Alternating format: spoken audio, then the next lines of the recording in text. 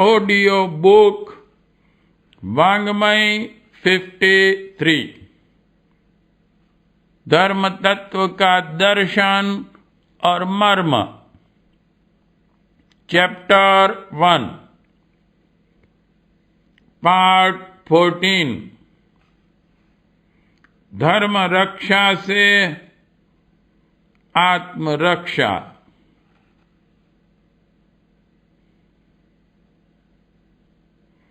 धर्म एक ऐसा मापदंड है जो किसी भी वस्तु के मूल तत्व का बोध कराता है, जिसके कारण वह वस्तु है। छांदोग्य उपनिषद में धर्म की 3 शाखाओं का उल्लेख किया गया है। त्रयो धर्म स्कंधा, जिसमें गृहस्थ, तपस्वी, ब्रह्मचारी के कर्तव्यों की विवेचना की गई है। भगवद गीता तथा मनुस्मृति आदि में धर्म का अभिप्राय जीवन की विभिन्न स्थितियों में अपने अपने कर्तव्य पालन से है।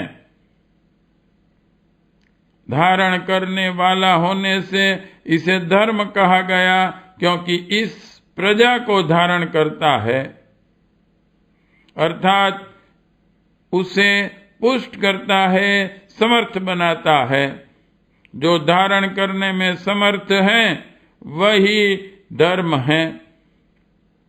संक्षेप में धर्म वह कर्तव्य विधान है जिसके द्वारा जीवन का आंतरिक एवं बाह्य सभी प्रकार का विश्वास सध सके। शास्त्रीय भाषा में धर्म अर्थ, काम, मोक्ष आदि प्रयोजनों की प्राप्ति जिस मार्ग पर चलने से हो सके वही धर्म है। धर्म जीवन की साधना का व्यवस्थित विधान है। सभी भांति उत्पन्न, विकसित, कल्याणकारी, आनंद युक्त जीवन जीने का अर्थशास्त्र है धर्म। इसीलिए डॉक्टर राधा कृष्णन ने कहा था, धर्म की शक्ति ही शक्ति है, धर्म की दृष्टि ही जीवन की दृष्टि है। जीवन और धर्म की अनन्यता आवश्यक है, अनिवार्य है। इसलिए बापू ने कहा था, धर्म जिंदगी की हर श्वास के साथ अमल में लाने की चीज है, क्योंकि धर्म के रूप में ही उन सिद्धांतों का निर्माण हुआ है जिसका हमारे दैनिक जीवन में तथा समाज के संबंधों में पालन करना आवश्यक है। स्वामी राम तीर्थ ने धर्म को मनुष्य के चरित्र में अटल बल प्रदान करने वाला बताया है। निहि संदेह धर्म व्यवस्था मानव जीवन को सभी भांति समुन्नत प्रकाशमान बनाने की पद्धति है। डॉक्टर राधा कृष्णन ने कहा है, धर्म वह आध्यात्मिक अग्नि है जो प्रत्येक व्यक्ति के अंदर जलती है, ज्वाला को प्रज्वलित करने में सहायता करती है। इसलिए धर्म ही संसार में सबसे श्रेष्ठ है। धर्म ही संसार में सर्वश्रेष्ठ है। धर्मो ही परमो लोके धर्म सत्यम प्रतिष्ठितम। धर्म में ही सत्य की प्रतिष्ठा है। इस तरह धर्म की मनुष्यता प्रदान करने वाला है।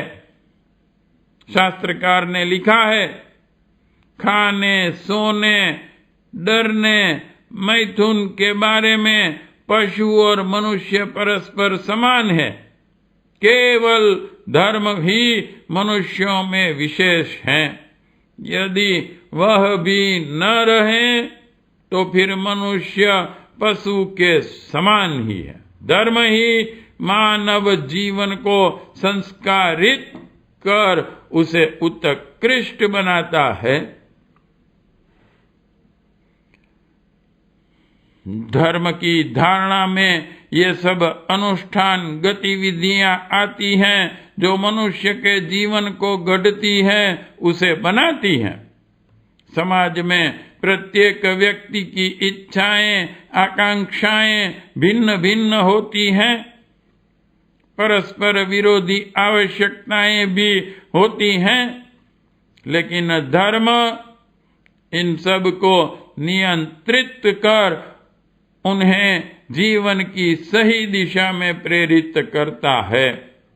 धर्म का नियम जीवन में आध्यात्मिक सत्य की प्रतिष्ठापना करना है, लेकिन संसार से विरक्त करके नहीं, अपितु जीवन के संपूर्ण व्यवसाय क्रम को आध्यात्मिक विश्वासों के द्वारा नियंत्रित करके आनंद, व्यवसाय, काम आदि सभी की प्राप्ति इस विश्वास के द्वारा कराता है, इन्हें उपेक्षित नहीं बनाता।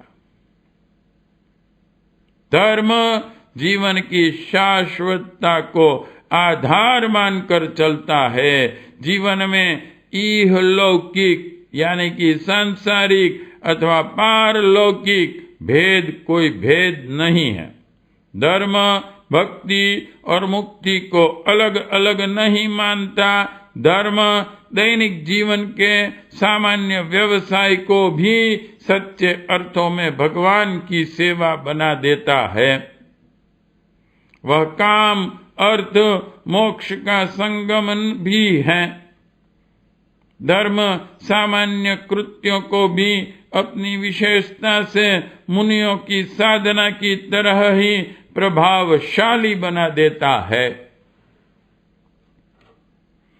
धर्म तपस्या को ही सर्वोपरि नहीं मानता, न शारीरिक सुखों के निष्प्रयोजन परित्याग को महत्व देता है। वह जीवन को आनंदमय देखना चाहता है। आनंद इंद्रिय ग्राही भी हो सकता है और आत्मिक भी। इस तरह का कोई भी आनंद धर्म की मर्यादा में निंदनीय नहीं है। इसी तरह धन, संपत्ति आदि भी अपने आप में कोई पाप नहीं है। धर्म इसके लिए रोक नहीं लगाता, लेकिन धन संग्रह करने के उपायों से किसी दूसरे का अहित होता हो तो वह धर्म की दृष्टि में निंदनीय है। धर्म इस तरह के प्रयत्नों को बुरा बताकर उन पर रोक लगाता है और सही मार्ग बताता है। इसी तरह उत्तम संतान लाभ के लिए विवाह करना धर्म द्वारा अच्छा माना गया है। किसी भी रूप में धर्म परायणता, सुख भोग, संपत्ति, विवाह आदि जीवन की पूर्णता के अवरोधक नहीं है। जब वे आत्म कल्याण और समाज हित के लिए किए जाते हों, लेकिन जब इनका प्रयोजन जीवन की समृद्धि, विकास से दूर हटकर अपने आप में केंद्रित हो जाता है, तभी ये अच्छे नहीं माने जाते। धर्म आचार का शास्त्र ऐसी अनुमति नहीं देता। धर्म संपूर्ण जीवन का, हमारे समस्त क्रियाकलापों का नियंत्रण करता है। आध्यात्मिक मान्यता और विश्वासों के द्वारा वह आध्यात्मिक मान्यता है मनुष्य का आत्मिक गौरव। प्रत्येक प्राणी परमात्मा का चैतन्य अंश है। इसलिए धर्म कहता है सब प्राणियों के हृदय में परमात्मा अंश रूप से विराजमान है। धर्मशास्त्र के प्रणेता ऋषि ने कहा है,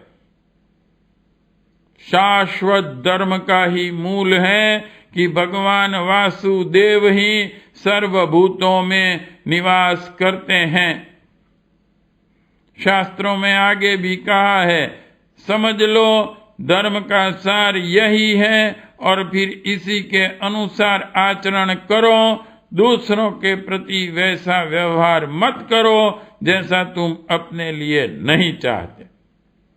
महाभारत में कहा है, शांति पर्व 261/9 में कि हमें दूसरों को अपने जैसा ही समझना चाहिए, जो अपने मन वचन कर्म से निरंतर दूसरों के कल्याण में लगे रहते हैं, जो सदा दूसरों का मित्र रहता है।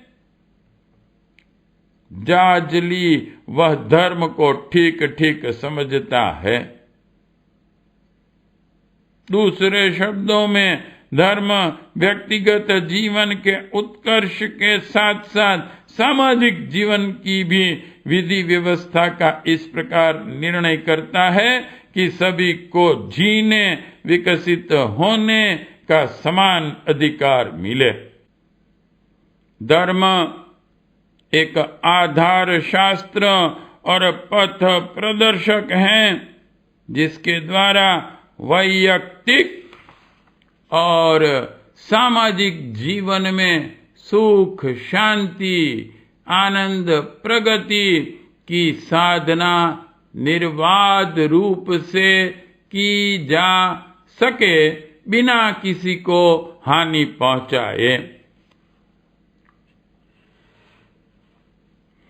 धर्म और मानव जीवन का अनन्य संबंध है, क्योंकि धर्म ही उन क्रिया, अनुष्ठान, आचार पद्धति का भंडार है जिसके द्वारा मनुष्य को मनुष्य बनाया जा सकता है। इसलिए किसी भी कारण धर्म को नहीं छोड़ना चाहिए। धर्म के लिए मर जाना अच्छा है। गीता कहती है, स्वधर्म में निधन श्रेयः। महर्षि व्यास कहते हैं, मारा हुआ धर्म ही हमेशा मारता है। हमसे रक्षा किया हुआ धर्म ही हमारी रक्षा करता है। इसलिए धर्म का हनन नहीं करना चाहिए, जिससे तिरस्कृत धर्म हमारा विनाश करे। सचमुच अपने धर्म की उपेक्षा करने पर मनुष्य नष्ट हो जाता है। महात्मा गांधी ने कहा है, जहां धर्म नहीं वहां विद्या, लक्ष्मी, स्वास्थ्य आदि का अभाव होता है। रहित स्थिति में बिल्कुल शून्यता होती है। पार्ट 14 समाप्त।